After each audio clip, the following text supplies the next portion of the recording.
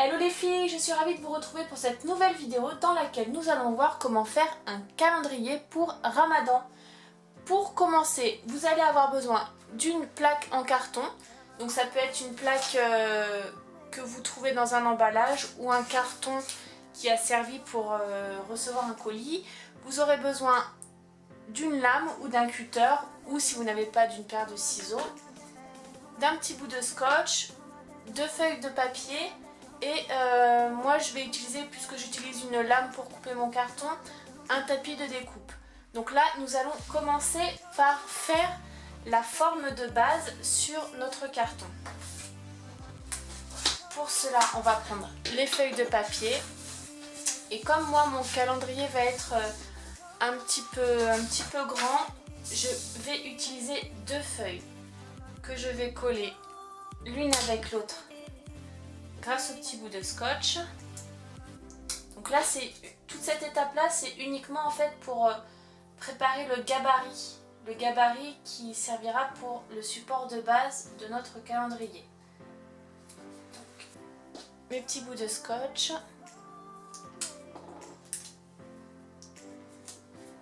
Je retourne et pour faire ma forme de base, je vais uniquement utiliser, voilà, je vais faire l'axe de symétrie de mon palais oriental. Vous allez voir. Donc en fait, je vais seulement tracer une moitié. On va essayer de faire ça à main levée. Donc, on a un petit bout.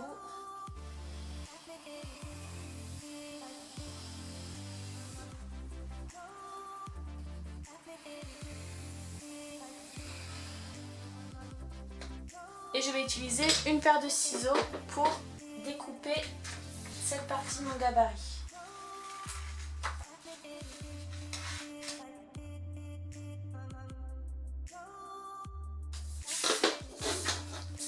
Maintenant que j'ai ma forme de base, je vais la reproduire directement sur ma planche de carton.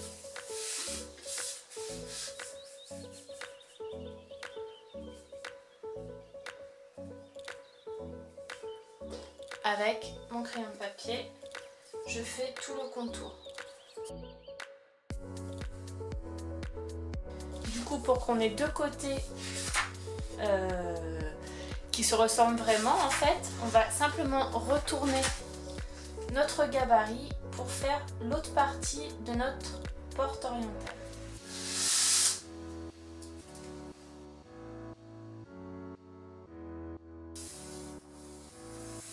Sur mon carton, j'ai la forme de mon palais et maintenant je vais les découper grâce à mon tapis de découpe et ma lame.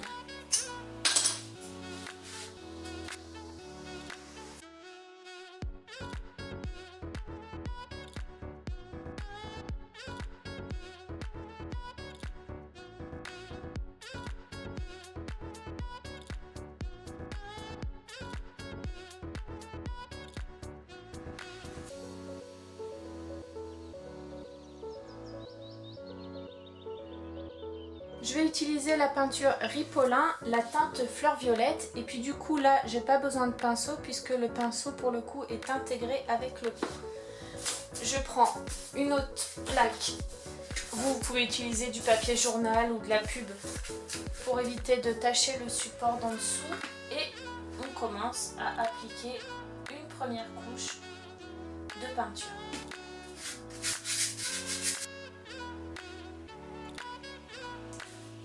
Voici mon support, j'ai fait 2 couches de peinture en laissant bien sécher entre chaque couche. Maintenant, on va s'attarder un peu aux finitions. Donc là, ce qu'on peut voir, c'est que j'ai des petites irrégularités sur mon support.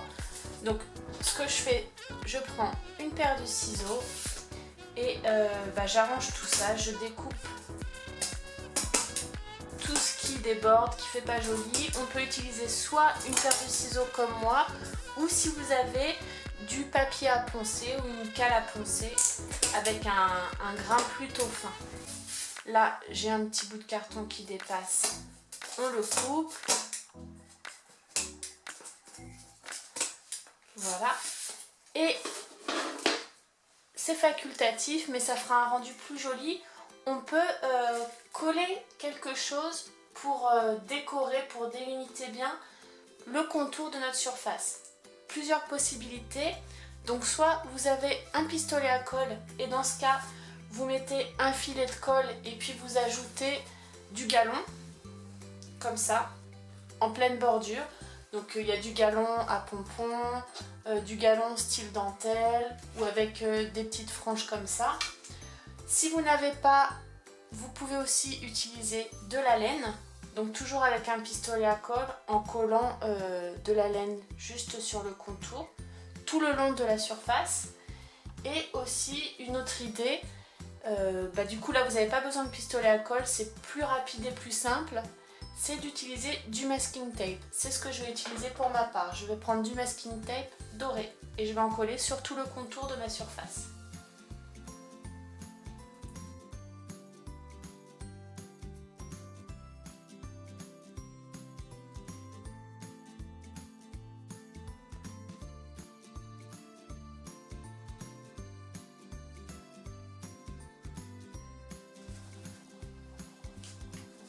Notre support de base est terminé. Maintenant, on va voir tous les cadeaux que l'on va pouvoir glisser dans les différents sachets. Pour remplir nos sachets cadeaux, je vous propose plusieurs idées. On peut utiliser, donc ça va être en fonction d'une fille ou d'un petit garçon. Là, pour moi, ça sera pour une fille. Donc, des petits bijoux. Donc, dans un sachet, je mets par exemple le collier. Un autre sachet, elle aura son bracelet. Je vais lui glisser des choses pour les loisirs créatifs. Donc, du masking tape. Dans un autre paquet, ça pourrait être par exemple un encreur, puisqu'elle a des tampons, je pourrais lui mettre des tampons, des stylos, des paillettes, etc. On peut glisser aussi des dates et pourquoi pas des dates enrobées, comme celle-ci, les enfants adorent. Je lui ai choisi aussi du musc. Comme c'est tout petit, ça va se glisser sans problème dans un sachet. On peut mettre aussi des jeux ludiques sur l'islam. Là c'est un jeu de cartes, le jeu de cette famille. Je lui ai pris aussi des ballons pour l'Aïd, donc un ballon par sachet. On peut mettre bien entendu différents bonbons et pourquoi pas aussi des petits papiers sur lesquels on inscrira par exemple une invocation à apprendre, une bonne action à réaliser comme mettre de l'argent de côté pour les donner aux pauvres, faire des petits biscuits pour les distribuer aux voisins, trier ses jouets pour en donner quelques-uns aux enfants qui sont dans le besoin. Voilà, il y a plein d'idées à faire. Donc dans chaque sachet, vous pourrez mettre soit des petits cadeaux, soit un papier avec une bonne action ou une invocation à apprendre, des bonbons et voilà quoi. Après c'est à vous de voir en fonction de la taille des sachets que vous allez utiliser pour votre calendrier et en fonction de l'enfant et de l'âge de l'enfant pour lequel sera destiné les cadeaux. Je viens de terminer toutes mes pochettes. Pour ce calendrier de Ramadan, j'ai décidé de ne pas faire une pochette par jour pour pas trop charger mon calendrier, mais j'ai fait à peu près une pochette tous les 1 à 4 jours. Voilà. Par rapport au paquet que j'ai fait, donc je vais vous montrer un peu tout ça. On a le 1. Alors c'est juste un stickers glitter, je vous mettrai tous les liens sur le blog, un peu de masking tape et une étoile que j'ai collée. Ensuite le sachet numéro 4, une pochette, un stickers, un pompon et une étiquette autocollante. Ensuite le 7, un petit peu de laine, une étiquette autocollante et toujours le chiffre pour faire un repère pour l'enfant. Je suis passée après directement au numéro 12, la pochette, masking tape, une petite pince à linge et une étiquette pour mettre le chiffre 12.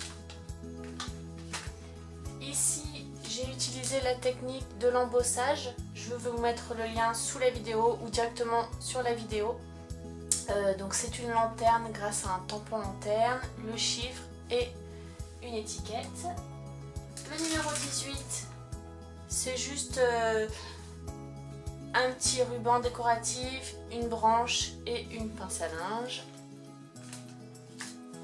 Le 21, tout simple, c'est un ruban métallique et les stickers pour mettre le numéro. Le 26, une pochette, un embellissement papillon et le numéro. Et enfin pour le dernier, donc ce sera le 30 ou le 29, ça dépendra un peu du calendrier de l'année.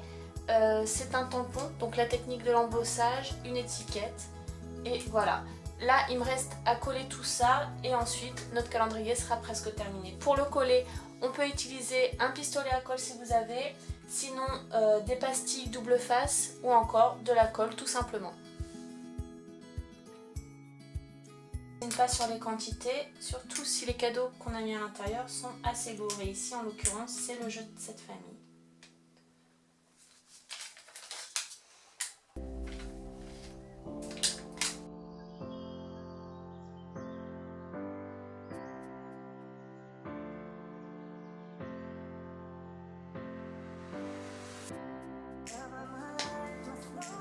Je termine en collant des petites étoiles, c'est juste des gommettes pour enfants. Ça va boucher un petit peu les espaces où il n'y a rien de collé.